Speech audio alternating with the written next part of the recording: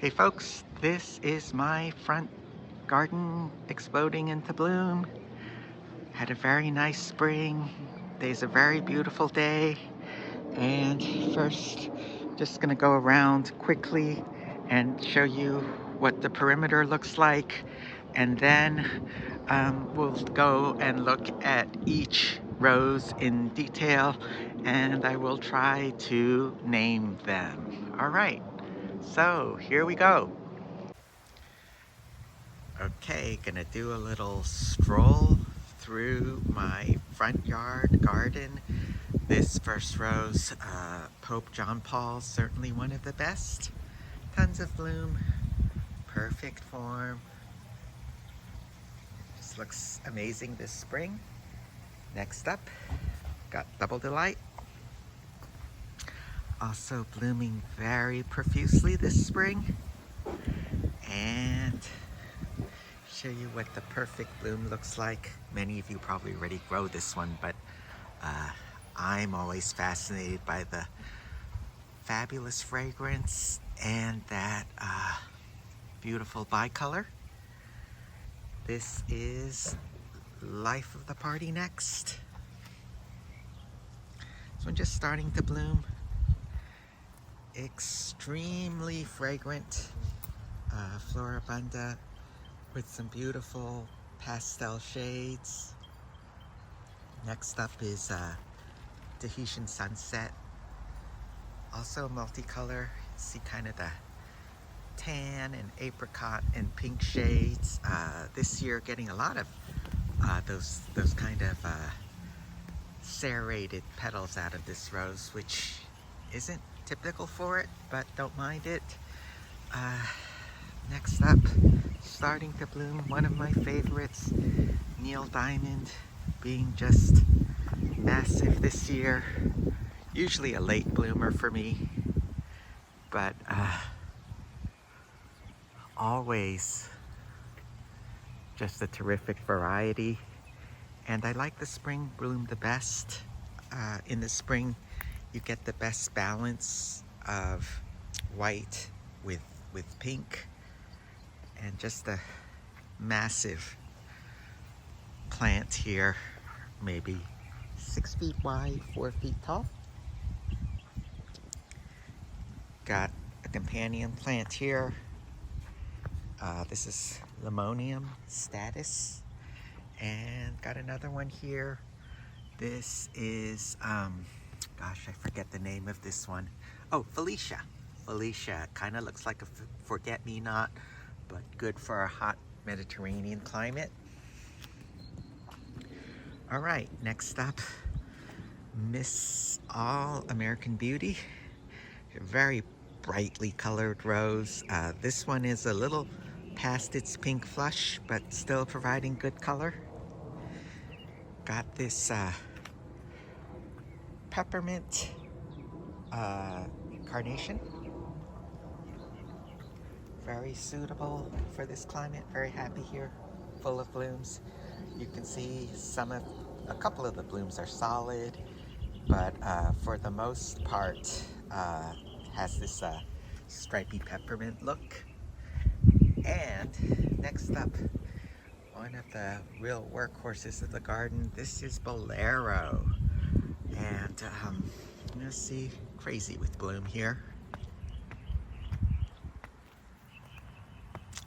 Bolero's blooms are actually pretty large for a Floribunda, and wonderful complex form like a romantic rose or an old garden rose or an Austin. And hopefully you can see that it blushes to kind of a beautiful apricot or pink in the center. And what I like about this one, the rose is compact, but the flower is just from the ground up and everywhere all over. And now I am going to show you Veteran's Honor. Always a standout in the garden. Also one of the longest lasting roses that I grow, and one of the most heat resistant. Veteran's Honor is a variety that you know, really holds up once the summer sun sets in, and because they are so long lasting, gives you some really good summer color. All right, now we're gonna move to Neptune. Very large, very beautiful, very fragrant lavender hybrid tea by Tom Carruth.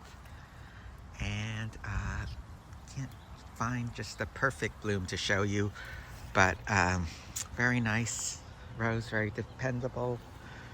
And next up, Fragrant Cloud.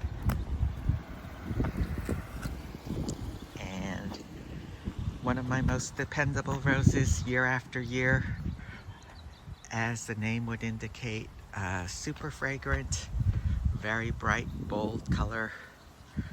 And next up is Parfum Royale. This is a Michel Adam rose, and one of the very best garden roses that I know.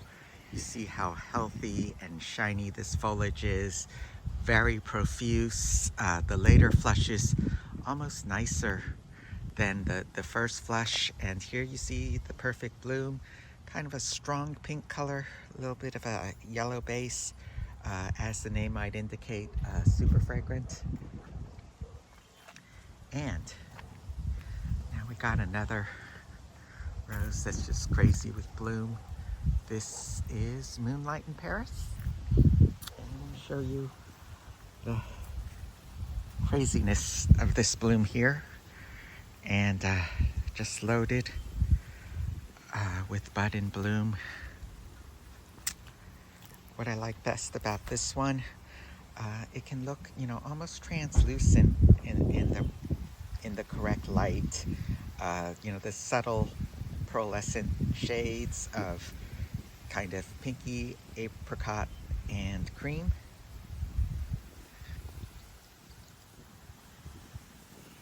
And my house came with this fire hydrant.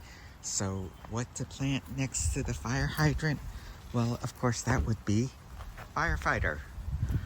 And kind of a skyscraper of a rose. Just starting to bloom here. Again, another super fragrant, very free blooming rose. Not quite in full bloom yet, still mostly buds. And this might be what a nice bloom looks like for Firefighter. And when I moved to California, decided I had to grow California Dreamin. Very brilliant rose with the bright electric pink and a white center. It's a huge bloom.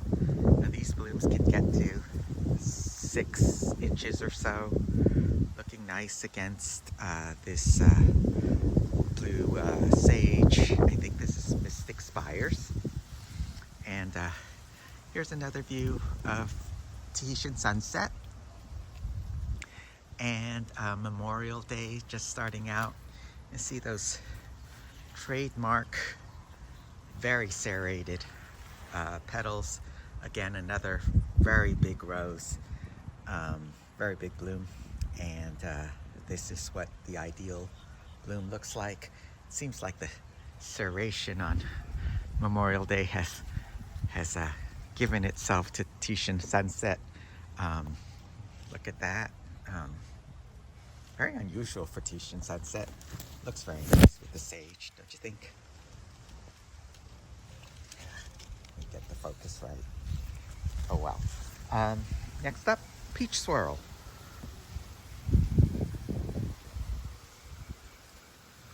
And also very vigorous rose here. Very strong growing, very dependable, very fragrant. Everything we want from a rose. Get it from Peach Swirl, introduced by Texas Rose Ventures and Certified Roses. All right, this is Sweet Delight, and she's easily got over 100 buds, but unfortunately they're not quite ready to bloom yet, so we'll have to do a follow-up on Sweet Delight. Here we're coming behind Double Light in the front, and this is of course Julia Child, just starting to bloom. Julia Child usually gives you that different shades of yellow, and the early bloom being a very deep, vibrant yellow, lightening to cream as it ages. And when you look at the whole plant, you know, you see all those different shades, and it's actually quite nice. This one just starting its bloom. Next up, this is Rose Sachet. Parents are Ingrid Bergman and Fragrant Cloud, and very huge blooms, 6-inch blooms. This is what it looks like in the ideal stage. Actually kind of very unusual color. It is a deep pink, but a warm deep pink, like a coral deep pink. I don't know another rose that's quite the same color. And next up, another rose just getting started. This is Amazing Grace. Oh, a little overexposed Amazing Grace, but very beautiful, huge bloom. This one also in the 6-inch range. You can see the plant is very healthy, but just getting started. And this next rose I got on a clearance. It was supposed to be a miniature rose. It's actually green colored. It is green colored, sometimes with pink tints. Very classic hybrid tea rose. I decided to call it the Little Mermaid because it's green. No idea what it's really called. And here is its very sought after neighbor. This is Augusta Louise. Very popular Tantau rose. Extreme ruffling. Long lasting, good repeat, good fragrance. Everything you could ask for from a rose. And you know, much longer lasting than your typical Austin. Very good repeat. Show you a nice cluster here. And moving on, got a new addition. This is Eisvogel, which I'm told means kingfisher in German. Another Tantau rose. This one has got proliferations this year. That's the little green center in it. Fragrance is fantastic. Blooms have been more floribunda size, but this plant is young. I got it as, you know, like a little more than a band last year, so this is significant progress for this variety. Show you. Sometimes the centers are copper, but for me, mostly mine are this solid or pink, and proliferations are new for me this year. Maybe I overfed her. And next up, this is Wellbeing. Grapefruit scented, very nice rose. Old garden rose form. Pretty large blooms this year. You know, these blooms look like when they open up, they'll be 4 or 5 inches. This rose is just getting started. And next up, another one just getting started. This is Sheilas Perfume. Again, strongly scented. I think my favorite of these pink, orange, yellow blends, multicolors, because you get that nice flower, you get a very good plant. I'll show you this whole plant just starting to bloom. But unlike most in the color range, this one is very strongly scented. And this is Red Intuition. Hasn't really started yet. Maybe you can see that striped bud. Maybe not. Okay, moving on. This is Chippendale. Another new addition. Got it as a band last year. And doing extremely well. Looks like just a super healthy rose. Let me show you this whole plant here. What stands out, the foliage, completely spotless, and also this kind of low-growing, spreading habit. I don't know if it's just young or if it is going to continue this way, but I want you to see this wonderful old garden rose form on this one. You get, you know, a lot of color change out of this rose. It can be pink, it can be orange, it lightens, it can be, you know, just a lot of different shades. So very interesting. Next up, this is pop art. Just getting started here. I think I only have this one bloom to show you. Very nice size, like maybe 4.5 inches. Yellow and pink, nice citrus scent. Healthy plant, loaded with buds. Gonna get started soon. And this is Chartreuse de Parme, kind of a purplish rose, very large bloom.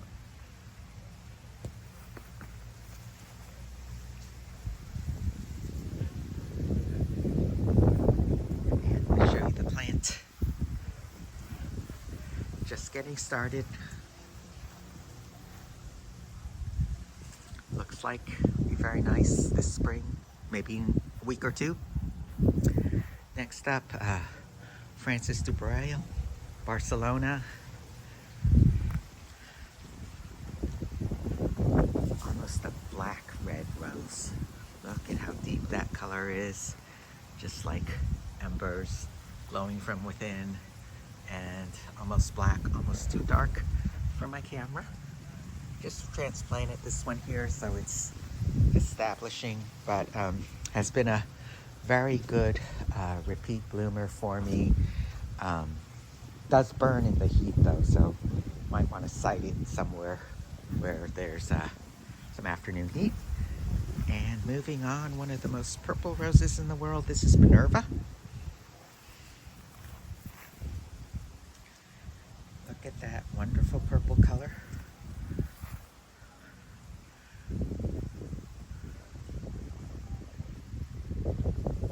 Minerva is another rose that's going to burn.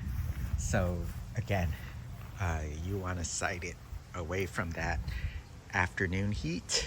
And this plant I also got last year as a band, so doing super well.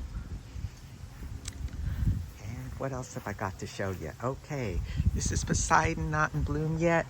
And this is Eden, just starting to come into bloom.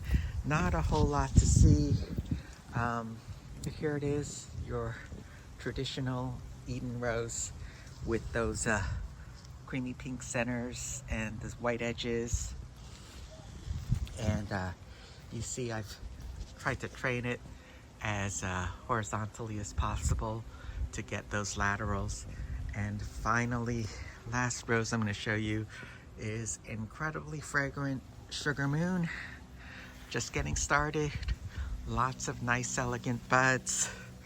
A beast of a plant on Fortuniana. This one is 6 feet wide, maybe, and 4 feet tall. And this is just through spring pruning, where I pruned it down to like 20 inches. So very vigorous and very tall by nature. Extraordinarily fragrant. More a perfume than a rose. So definitely one of my favorites to give away. That's the front garden tour. And